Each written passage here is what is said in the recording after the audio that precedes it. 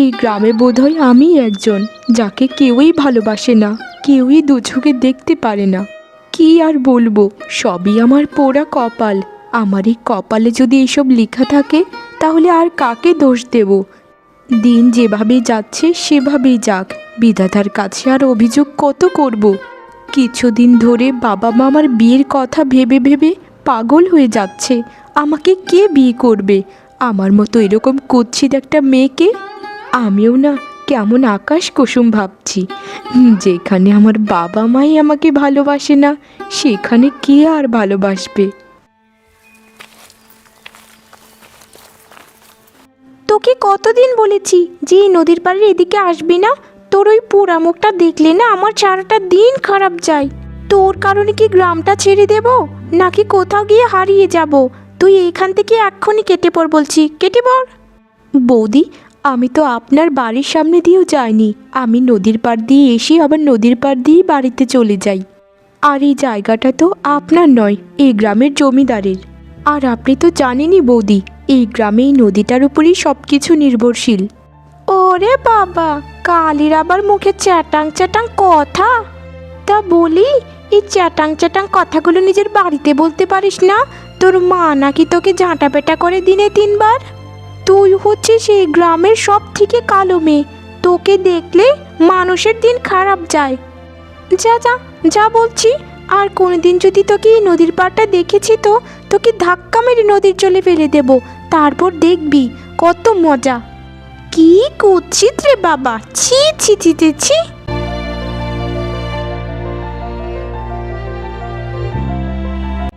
এই ভর দুপুরবেলা কেউ অত শত ভাবছটা কি শুনি? খাওয়া দাওয়া ছেড়ে অত শত ভাবলে তো মরে যাবে তাড়াতাড়ি। তুমি কি মরে গিয়ে আমাকে বিধবা বানানোর চেষ্টায় আছো নাকি? সব সময় এরকম ফাজলামো করো না তো গিন্নি। আমি আছি আমার চিন্তায়।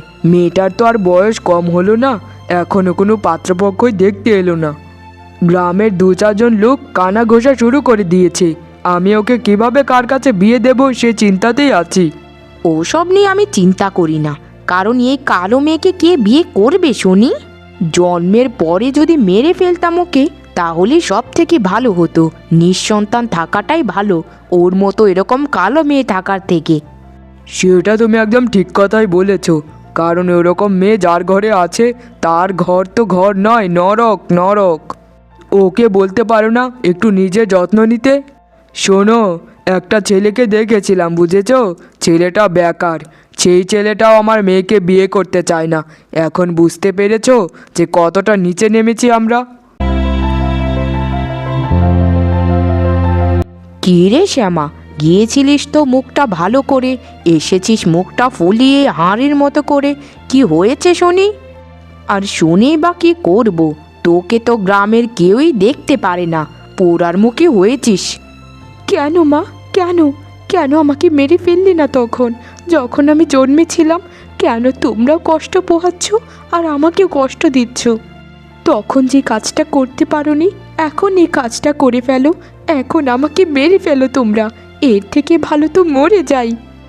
যদি পারতাম তাহলে মেরেই ফেলতাম, কিন্তু কি আর করব? নিজের গর্ভ থেকে হয়েছিস তো, কিচ্ছুটি করতেও পারি না, বলতেও পারি না। হয়েছে হয়েছে, যা হবার হয়েছে। এখন যা, রান্নাঘরে গিয়ে রান্নাটা করে ফেল। তুই যে কি ভাগ্য নিয়ে জন্মেছিস সেটা শুধু বিধাতাই জানে। তোকে বেকার ল্যাংড়া লুলো ছেলেরাও বিয়ে করতে চায় না। তোর এই রূপ দেখে তারা পালিয়ে যায়। মেয়েদের জীবনে কি বিয়েটাই সব?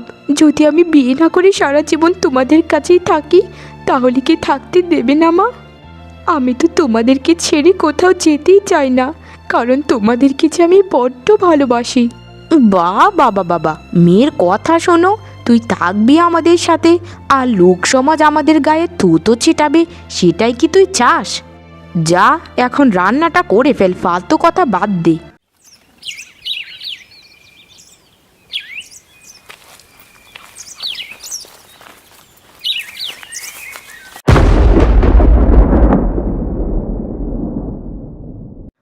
আরে আরে, কি আপনি? কি আপনি? উঠুন উঠুন বলছি। কি হয়েছে আপনার? এভাবে পড়ে আছেন যে? উঠুন উঠুন বলছি। আশেপাশে তো কেউ নেই, কাউকে যে ডাক দেব সে সাহসটুকু পাচ্ছি না। কে উনি? এরকমভাবে কেন পড়ে আছেন? এই যে আমার কথা শুনতে পাচ্ছেন? কি হয়েছে আপনার?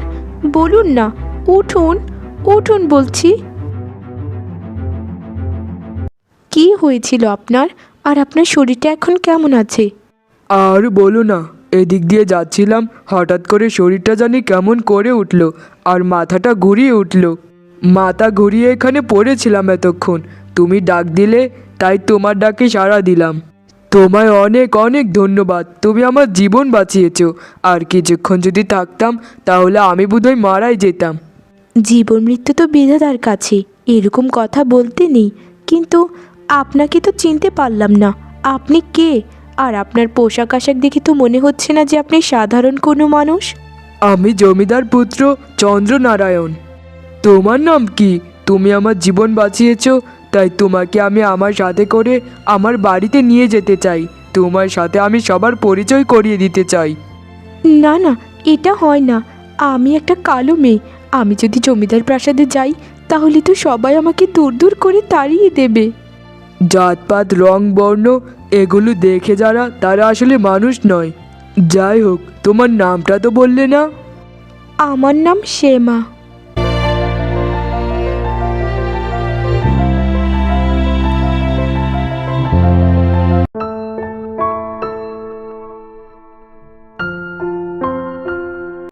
কি রে খোকা, আমাদের তো কাজের লোকের দরকার নেই, তুই কেন শুধু শুধু কাজের লোক আনতে গেলি?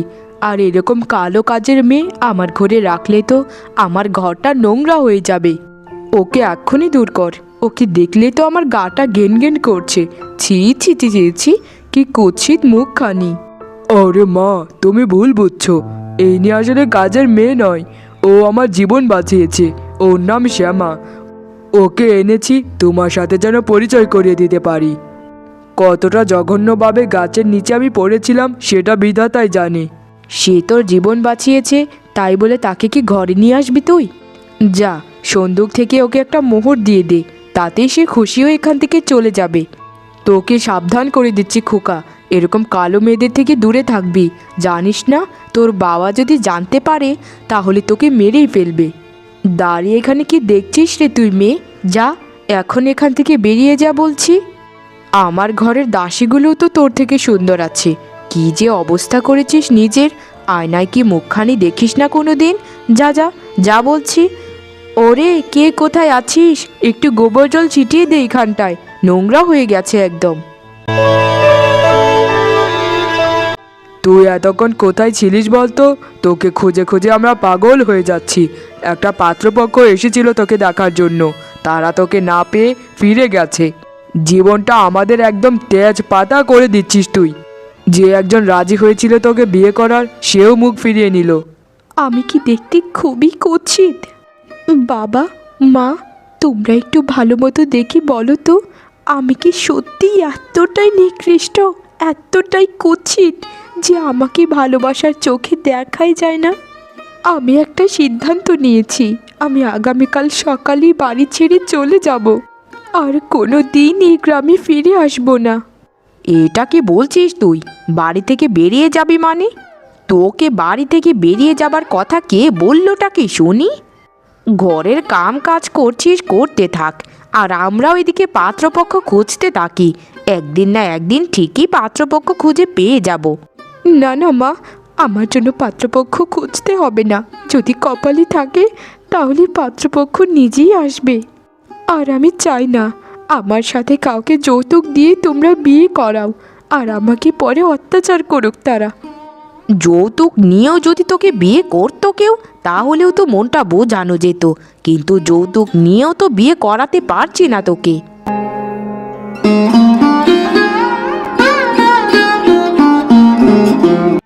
আমার মায়ের কথায় তুমি খুব কষ্ট পেয়েছো, তাই না শ্যামা?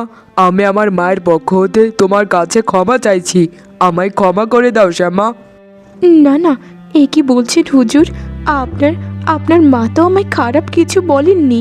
তিনি তো যা বলেছেন সঠিক বলেছেন। আমার মতো মেয়েদের তো এটাই প্রাপ্য ছিল।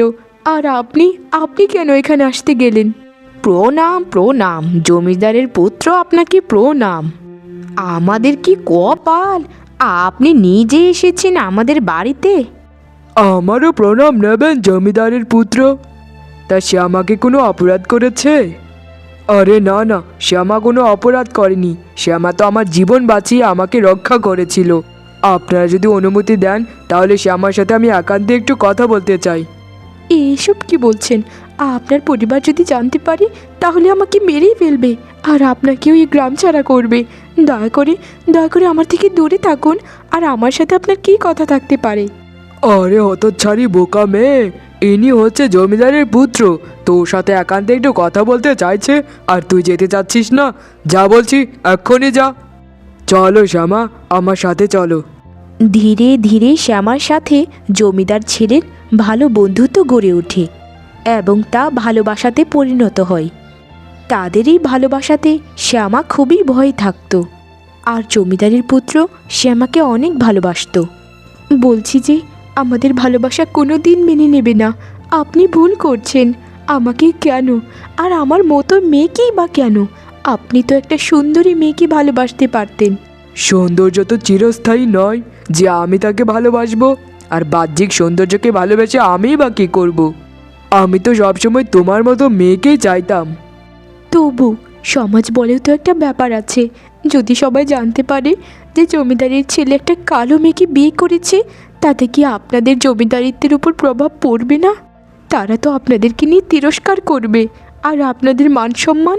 শ্যামা, তুমি কিন্তু ভুলে যাচ্ছ, আমাদের সামনে যদি কেউ আমাদের অপমান করে তাহলে আমরা তার গর্দান নেই। তুমি কোনো চিন্তা করো না শ্যামা, আজকেই তোমাকে বিয়ে করে আমি আমার বাড়িতে নিয়ে যাব।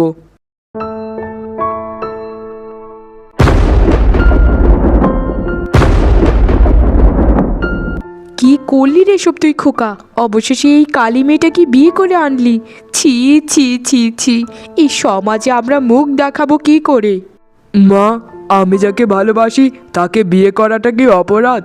আর সমাজ কি আমার সাথে সংসার করবে নাকি? আমি আমার মতো থাকবো, আমার খাই আমার পরি।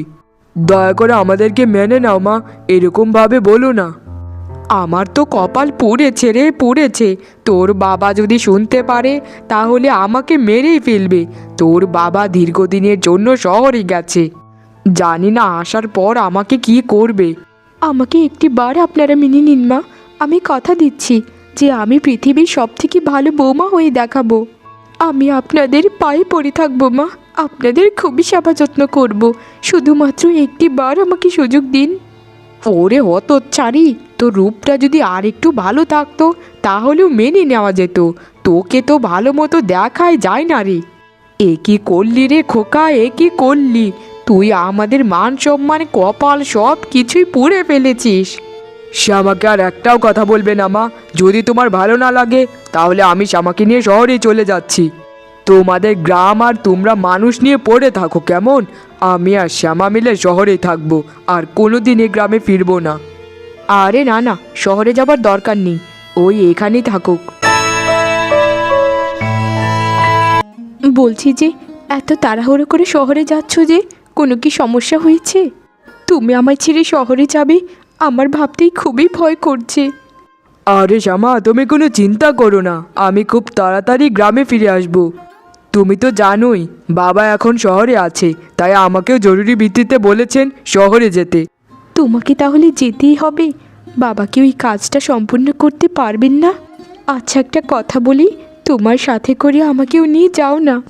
আরে ধুর পাগলি, এত ভয় পেলে চলবে? কিছুদিনেরই তো ব্যাপার, তারপর দেখবে তোমার জন্য কত কিছু শহর থেকে কিনে নিয়ে আমি বাড়িতে ফিরে আসি। আর মায়ের সাথে কথা হয়েছে, মা তোমাকে খুবই আদর করবে, ভালোবাসবে। আমি জানি না কেন আমার মনটা খুবই ছটফট করছে। মনে হচ্ছে ওরা কোনো পরিকল্পনা করেছে।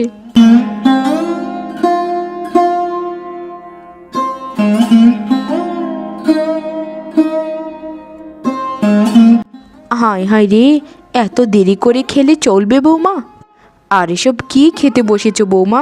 তুমি একটু মাংস ভাত দিয়ে খাবে, আমি তা চেয়ে চেয়ে দেখবো। এর থেকে আনন্দের আর কি আছে?